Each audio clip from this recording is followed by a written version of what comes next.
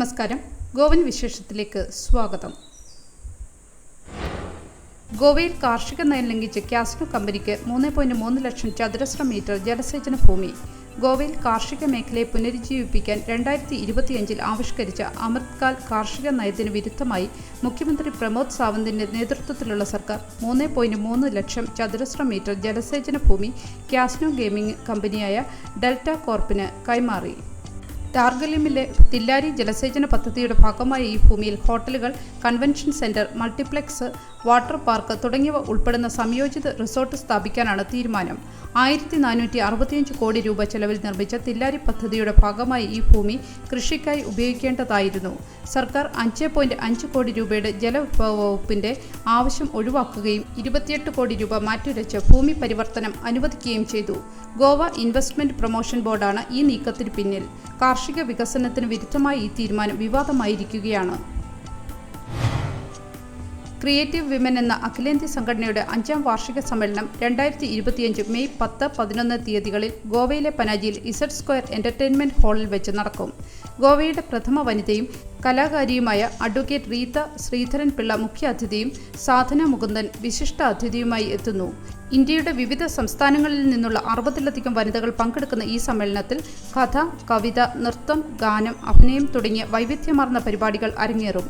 കണ്ണൂരിൽ രജിസ്റ്റർ ചെയ്ത ഈ സംഘടന പ്രശസ്തരും അപ്രശസ്തരുമായ കലാകാരികളെ ഒരേ വേദിയിൽ ഒന്നിപ്പിക്കുന്നു.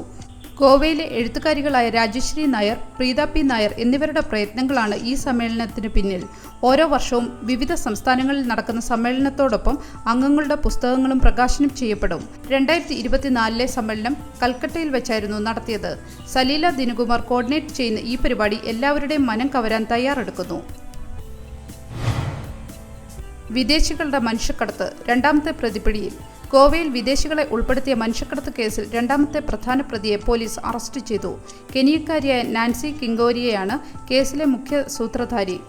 ഹോട്ടൽ ജോലി വാഗ്ദാനം ചെയ്ത് കെനിയയിൽ നിന്ന് ഒരു യുവതിയെ ഇന്ത്യയിലേക്ക് കൊണ്ടുവന്ന് വേശ്യാവൃത്തിക്ക് നിർബന്ധിക്കുകയും അവരുടെ പാസ്പോർട്ട് പിടിച്ചെടുക്കുകയും ചെയ്തു. ബാംഗ്ലൂരിൽ നിന്ന് അറസ്റ്റ് ചെയ്ത നാൻസി ഇപ്പോൾ ജുഡീഷ്യൽ കസ്റ്റഡിയിലാണ്. കേസിൽ ഉൾപ്പെട്ട മറ്റൊരു പ്രതിയായ സൊഹേർ അഹമ്മദ് ഖാലിദിയെ കർണാടകയിലെ ഗുൽബർഗയിൽ നിന്നാണ് പിടികൂടിയത്. ഇയാൾ മനുഷ്യക്കടത്ത് സംഘത്തിന്റെ ഭാഗമാണെന്ന് സംശയിക്കുന്നു. UPI ID വഴി പണം സ്വീകരിച്ചിരുന്നതായി പോലീസ് കണ്ടെത്തി. കേസിൽ കൂടുതൽ അന്വേഷണം നടക്കുന്നു. മർഗോവിൽ വ്യാപാരികൾക്കെതിരെ നികുതി വർധന, പ്രതിഷേധം ശക്തം. മർഗോ മുനിസിപ്പൽ കൗൺസിൽ പുതിയ വ്യാപാര നികുതി വർധനയ്ക്കെതിരെ വ്യാപാരികൾ ശക്തമായ പ്രതിഷേധവുമായി രംഗത്ത്.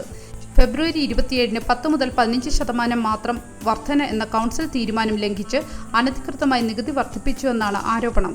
മർഗോ കോൺഗ്രസ് ബ്ലോക്ക് പ്രതിനിധി സാവിയോ കുട്ടിനോയുടെ നേതൃത്വത്തിൽ വ്യാപാരികൾ നികുതി അടയ്ക്കില്ലെന്ന് എഴുതി നൽകി. MMC ചെയർപേഴ്സൺ ദാമോദർ ഷിരോദ്കറിനെ 10 മുതൽ 15% വർധന മാത്രമാണെന്ന പ്രസ്താവനയുടെ വീഡിയോ തെളിവായി വ്യാപാരികൾ ഉപയോഗിക്കുന്നു. നികുതി അടയ്ക്കാത്ത സ്ഥാപനങ്ങൾ പൂട്ടുമെന്ന് മാർക്കറ്റ് ഇൻസ്പെക്ടർമാർ ഭീഷണിപ്പെടുത്തുന്നതായും ആരോപണമുണ്ട്. സാനിറ്റേഷൻ ഫീസ് 600 രൂപയിൽ നിന്ന് 900 രൂപയായി ഉയർത്തിയതും വിവാദമാണ്. വ്യാപാരികൾ ഈ വിഷയത്തിൽ ഹൈക്കോടതിയെ സമീപിക്കാൻ തീരുമാനിച്ചു. മഴക്കാലത്തിന് മുന്നോടിയായി പനാജിയിൽ മരം വെട്ടലും ഓട വൃത്തിയാക്കലും. മഴക്കാലം 1 മാസം അകലെ മാത്രമുള്ളപ്പോൾ പനാജി സിറ്റി കോർപ്പറേഷൻ 400-ലധികം മരങ്ങൾ വെട്ടിമാറ്റുന്നതിനും ഓടകൾ വൃത്തിയാക്കുന്നതിനും നടപടി തുടങ്ങി.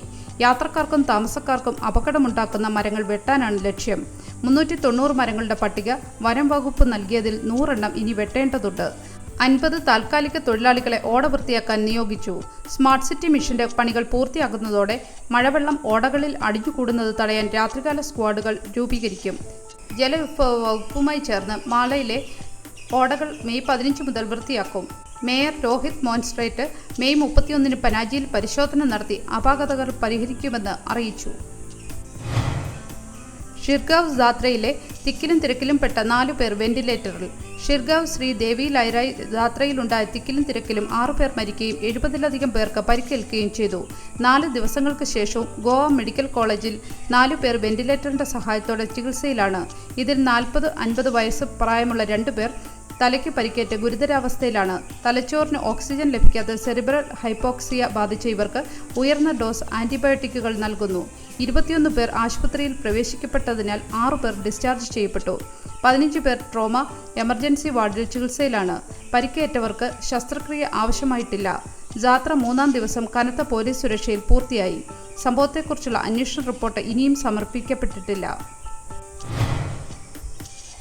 മപ്സ മുനിസിപ്പൽ കൗൺസിൽ വളർത്തുനായ ഉടമകൾക്ക് പുതിയ നികുതി ഏർപ്പെടുത്തുന്നു. എല്ലാ വളർത്തുനായ്ക്കളെയും മുനിസിപ്പാലിറ്റിയിൽ രജിസ്റ്റർ ചെയ്യണം. ഒറ്റത്തവണ 500 രൂപ രജിസ്ട്രേഷൻ ഫീസും പ്രതിവർഷം 100 രൂപ പുതുക്കൽ ഫീസും ഈടാക്കും. രജിസ്റ്റർ ചെയ്ത നായ്ക്കൾക്ക് ഒരു തിരിച്ചറിയൽ ടാഗ് നൽകും. ഇത് എപ്പോഴും ധരിക്കണം. ഉത്തരവാദിത്തപൂർണ്ണമായ വളർത്തുമൃഗ സംരക്ഷണം പ്രോത്സാഹിപ്പിക്കുക, നഷ്ടപ്പെട്ട നായ്ക്കളെ കണ്ടെത്തുക, നഗരത്തിലെ രജിസ്റ്റർ ചെയ്യാത്ത നായ്ക്കളുടെ എണ്ണം കുറയ്ക്കുക എന്നിവയാണ് ലക്ഷ്യം. നിയമം ഘട്ടം ഘട്ടമായി നടപ്പാക്കും. എന്നാൽ കൗൺസിലർ അഡ്വക്കേറ്റ് ഷൻഷങ് നൻവേക്കർ ഉൾപ്പെടെ 6 പേർ ഈ തീരുമാനത്തെ എതിർത്തു. താഴ്ന്ന വരുമാനക്കാർ രജിസ്റ്റർ ചെയ്യാൻ മടിക്കുമെന്നും ടാഗിന്റെ ചെലവ് കണക്കാക്കിയിട്ടില്ലെന്നും അവർ ചൂണ്ടിക്കാട്ടി. നല്ലൊരു ദിവസം ആശംസിച്ചുകൊണ്ട് ഗോവൻ വിശേഷത്തിന്റെ ഈ വീഡിയോ ഇവിടെ പൂർണ്ണമാകുന്നു. എല്ലാ ദിവസവും വാർത്തകൾക്കായി ഫോളോ ചെയ്യണമെന്നും വാർത്തകളുടെ നോട്ടിഫിക്കേഷൻ ലഭിക്കാനായി ബെല്ലൈക്കൺ എനേബിൾ ചെയ്യണമെന്നും അഭ്യർത്ഥിക്കുന്നു.